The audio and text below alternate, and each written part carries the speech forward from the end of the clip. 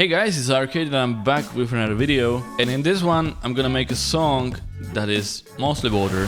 What I'm trying to say is I'm gonna make a song using a lot of water sounds. So this is not like only water sounds challenge, but the water has to be like the main element of the song. So this whole song will be like water themed. You'll see what I mean. So yeah, I'm gonna be using a lot of water sounds, but also some normal sounds as well. So yeah, I know it's been a while since I uploaded. It's been like a month almost, and that's not great for YouTube algorithm, but I needed to take a break from YouTube, and now I'm back. So hopefully you guys still watching, but now I'm gonna focus on new videos, so stay tuned and make sure to subscribe. Or don't. So I started with the drums, no water sounds here, but even the drums are kind of chilled out. I thought if I'm making a water song, it probably should be a chill out song. So the BPM is 140, and here's the drum beat.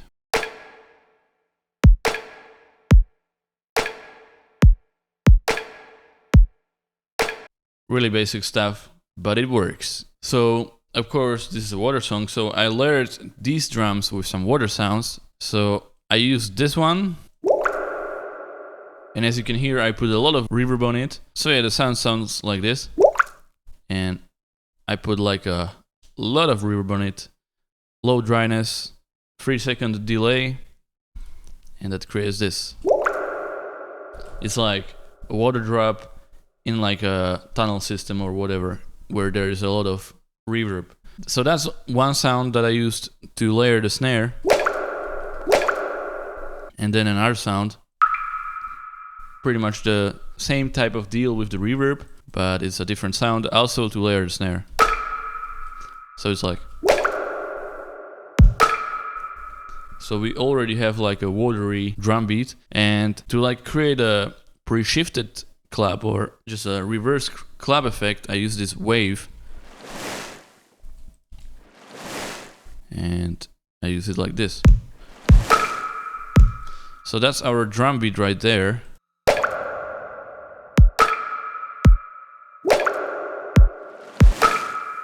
I thought that was pretty interesting, and it works as a drum beat as well, so that's great. Also, I wanted to add some hi-hats, and I did this by cutting this sound.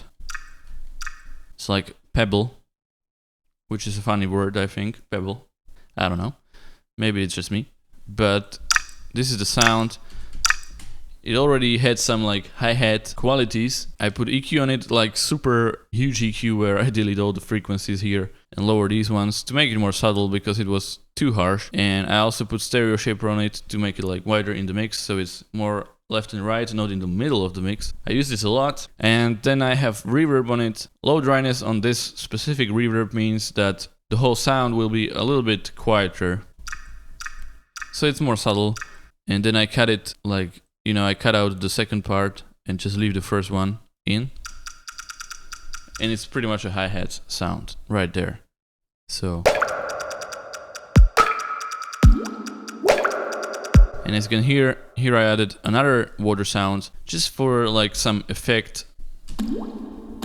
It's like when you take a big shit, you know, this is the one you have.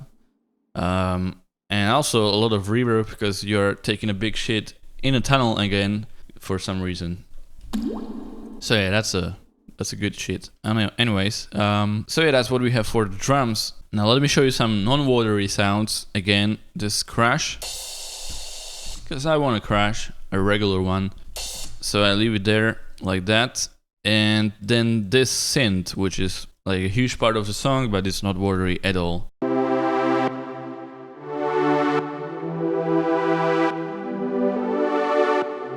So as you can see, I consolidated it, like rendered it out to WAV file, so it doesn't take up my CPU, but here is the original, and here are the chords.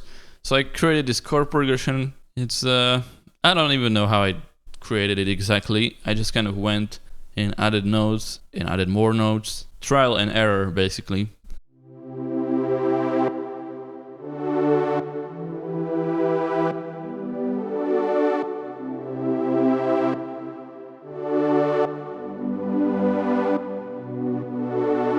So as you can hear, there's a lot of attack on the sound, and that's kind of what I wanted, because I wanted something more subtle, and the next step I'm gonna show you is important as well, and that's also why I had the attack like slow on this one. So you can see 400 milliseconds attack.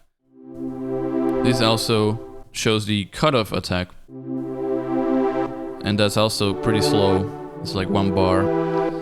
So the whole sound is kind of subtle, and then I consolidated it.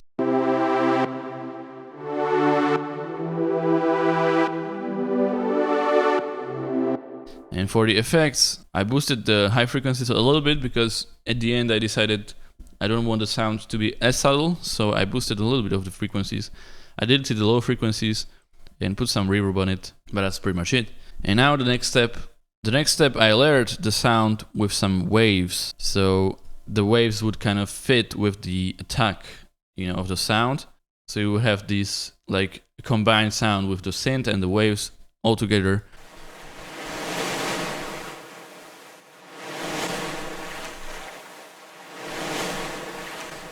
So they sound kind of weird alone, but in the whole mix, they follow the attack of the synth pretty much.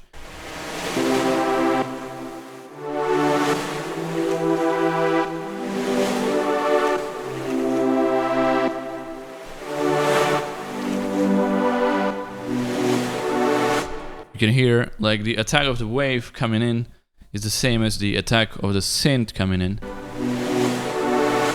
And that's kind of what I wanted. And for the effects, I have stereo shaper again, same reason, to make this like wider in the mix. And then I have a bunch of EQ, deleting some of the frequencies to make the waves more bearable, because I didn't want them to be like in front, I wanted to be combined with the synth. So that's why I deleted some of the frequencies. We have some reverb on it, just to kind of make them combine together, one wave with another, a little bit better when we have some reverb. And then gross beat, which basically lowers the volume of the wave every now and then.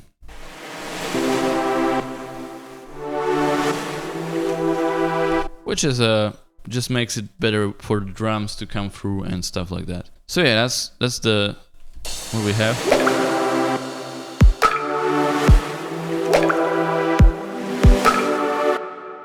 That's what we have for the waves. A big element in this song, big water element, literally. Okay, now I'm gonna show you the bass, which is really basic.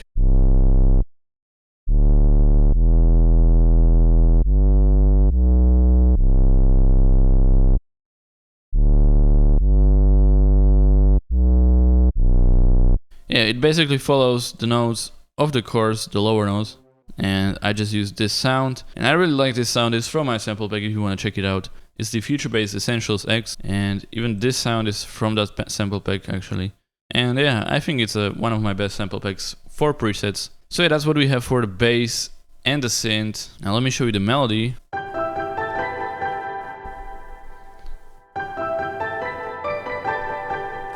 So I wanted to kind of create a basic melody, and this is it. And as you can see, I have a few of these notes where... And for the sound, I'm using a delayed piano. I thought that would kind of go well with the feel of the song, which is kind of aquatic, and also some more reverb on it to make it more in the background, a little bit of EQ just to get rid of the harsh frequencies, and that's the piano. And then in the second part I layer it with another sound, which is this sound.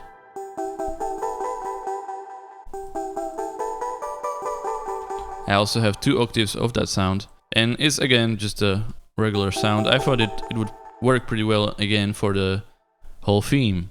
Then that is most of the song, but I have a few more water sounds just to kind of create some interesting effects. I have this like going from under the surface to the top.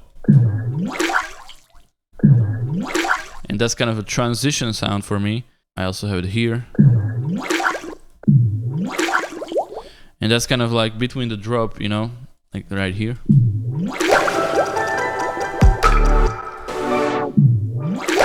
It's like we dive into the water and then come up. I thought that's pretty interesting. Then we have some more bubble sounds, like this one. It's like a little effect, and then this one. This effect sounds like one from Minecraft, I'm pretty sure. I don't know. And then at the end, the very end of the song, I have some piano and a rain sound, like a thunder from Kashmir's Pack. And then the piano playing the same chords and the bubbles as well. And last thing I want to mention is in the beginning I kind of do the effect where we are underwater. I use this one, which is like underwater ambience effect, and just the low pass everything in the beginning, so it feels like we are underwater actually.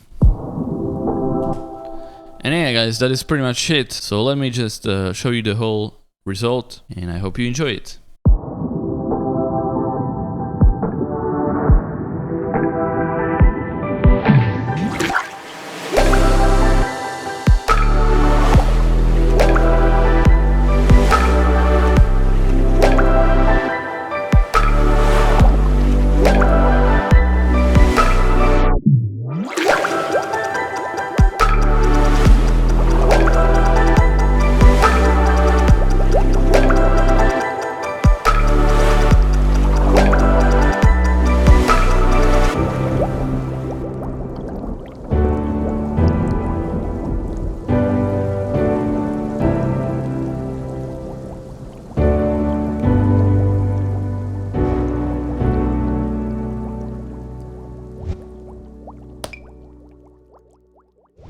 And yeah, there you have it. That is our aquatic water song theme, and I'm pretty happy with it. I think it's turned out well. It definitely has like a watery theme. Yeah, I hope you enjoyed it as well. As always, thank you for watching this video, and I'll see you in the next one. Goodbye.